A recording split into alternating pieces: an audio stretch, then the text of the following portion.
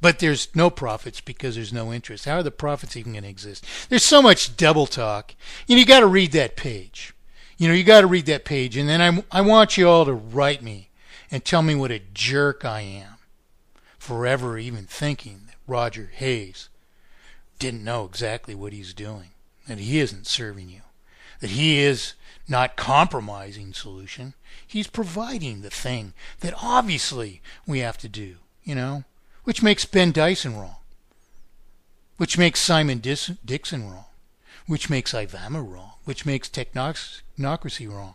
But then if we go in their chat rooms, we know that they're right, just because somebody, by ego, says they are. Another policy that must be instituted is raise the minimum wage to $20 an hour. Where did you get this number? Excuse me, I'm just thinking out loud. I'm just a run amok ego. Raise the minimum wage to $20 an hour. Well, there you go. Pushing business out of business again. A wage can be paid what a wage can be paid. Right, everybody's entitled to a just wage. But the only way we're going to get that is mathematically perfected economy. Oh, yeah, Roger borrows from, this eradication of interest idea, and I don't see any qualification for it on his pages. And where would that have come from? Can't mention my work. Must have been some... Ellen Hodgson Brown, that's it. Ellen Hodgson Brown. She proved that interest has to be spent into circulation to solve our problems. If you're going to deny it to the banker, the obfuscator of the currency, and you're going to spend it into circulation, your house is still going to cost 3 or 4 houses or 5 houses every 20 years or 30 years. And that's a solution. I got it.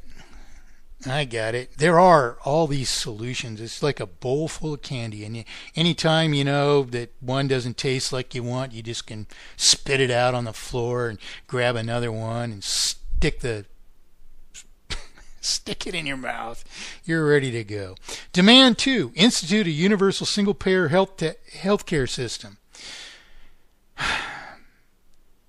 God, not even worth reading. Demand 3, guaranteed living wage income regardless of employment. There you go. Socialism will solve the problems imposed by capitalism through an obfuscation of the currency. All right. To hell with solution. To hell with solution. That's a solution right there. In fact, there's proof of it right there, isn't there? You can put your finger on the proof. Sound good to you? Because you don't have a job. So you vote for that instead of mathematically perfected economy. And who's going to give you that job?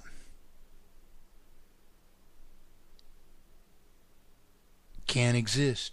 All the jobs we could create, and we do create, and would create, if we were denied the opportunity by this obfuscation.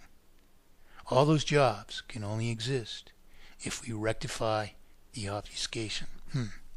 But let's just create an obligation to be paid as if we have the jobs, even though we don't. And sure, that's what we really want, is to sit on the couch and watch TV all day and just be guaranteed a check. That gives us the life that we wanted. I'm a little different, but it's just my ego that I like to have something worthy to do with my life, but this is perfect. This is perfect for humanity. This is really good, actually. Just to, and guaranteed living wage income regardless of employment. Demand 4, free college education. Awesome. We can all have PhDs and get a guaranteed living wage. Oh man, this is just awesome. We can learn and learn and learn and never use it. Like we don't anyway, so what's the difference? Why learn a damn thing? And what are they going to teach in school? Solution?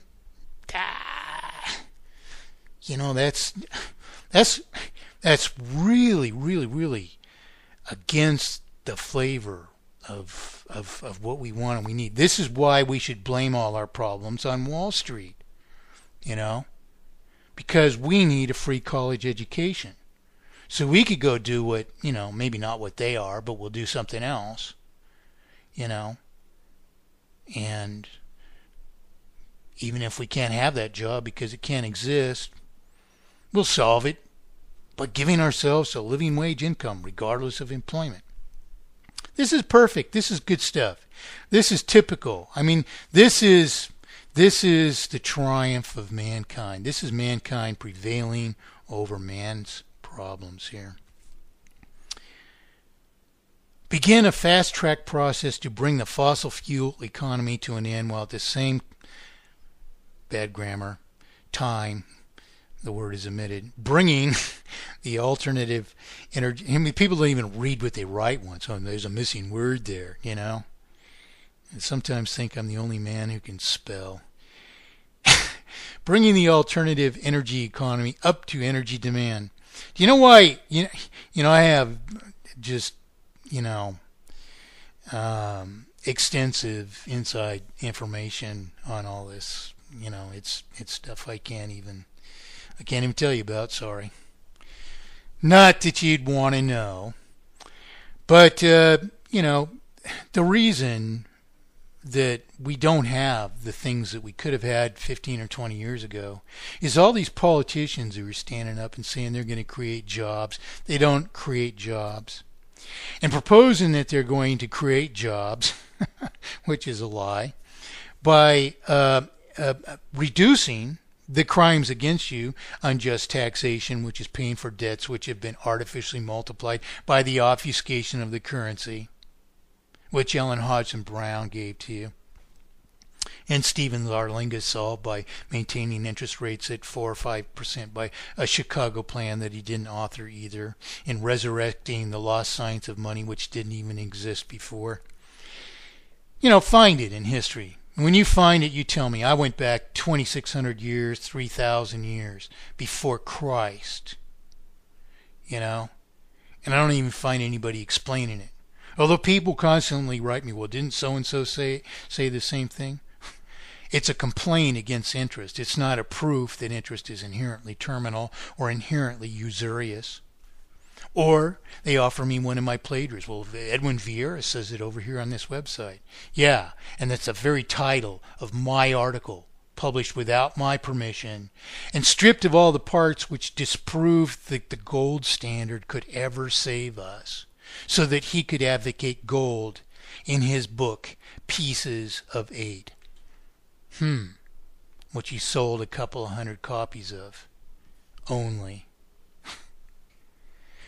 Oh yeah, right. Yeah. I can see why we're making it. I can see why everything's coming together the way it needs to come together.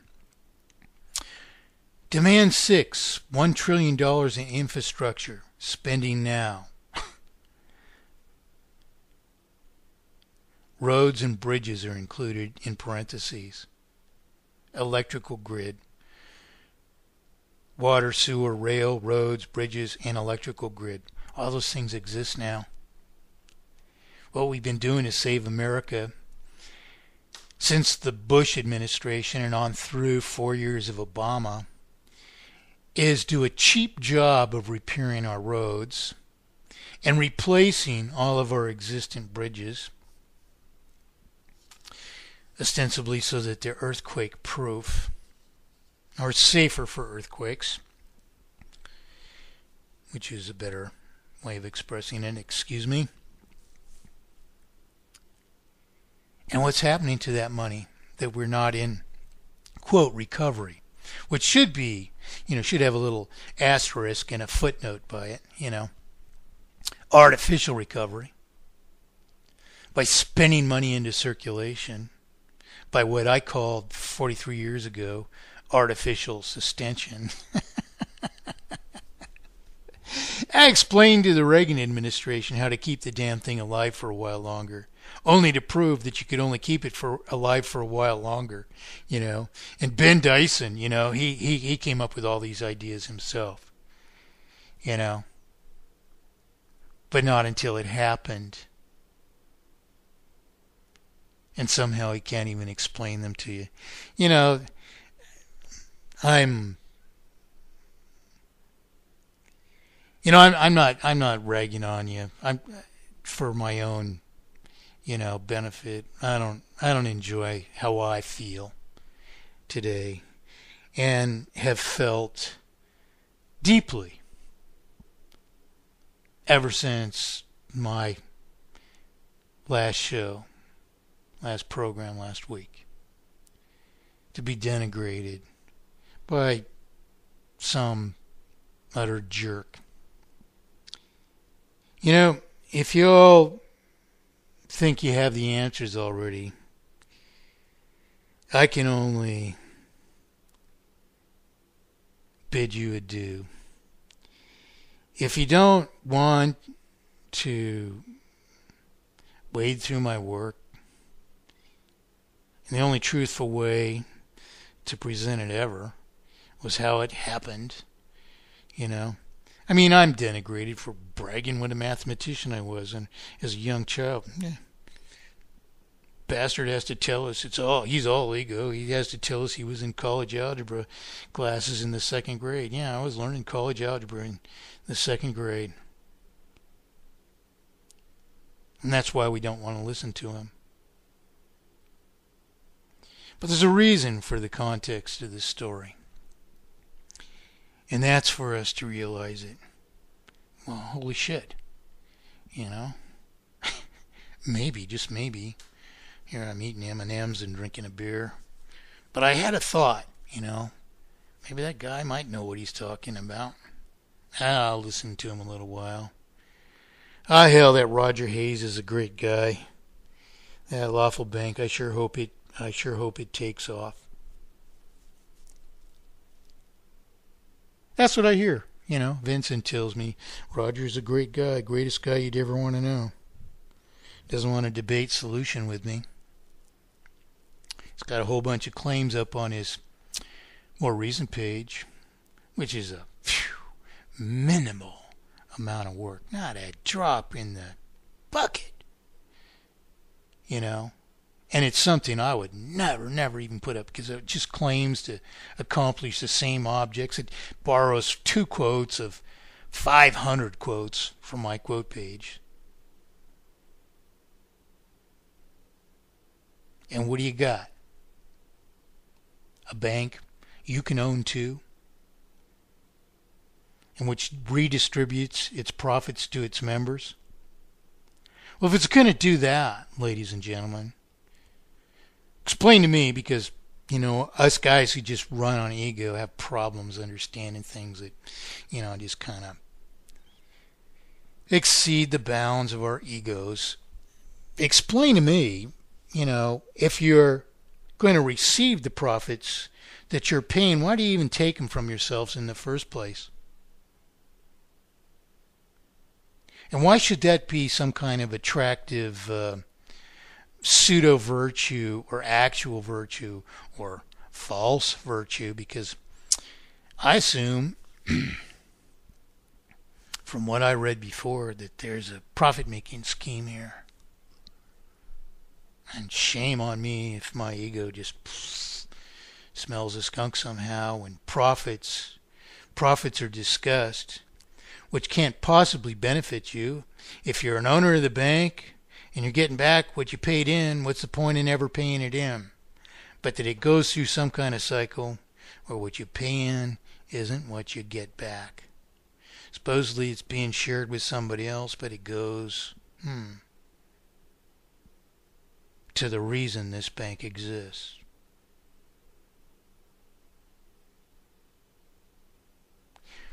Just something I thought we ought to think about. You know, it just ego, but, you know, so forget about it. Forget about it. That lawful bank thing, you know, that's where we ought to go. You know, I don't have much time left for this, and that's okay. You probably glad to see me go, and I'm going to go. Um, I don't know that this will be the last program for TNS, but it's going to be the last at least for a while.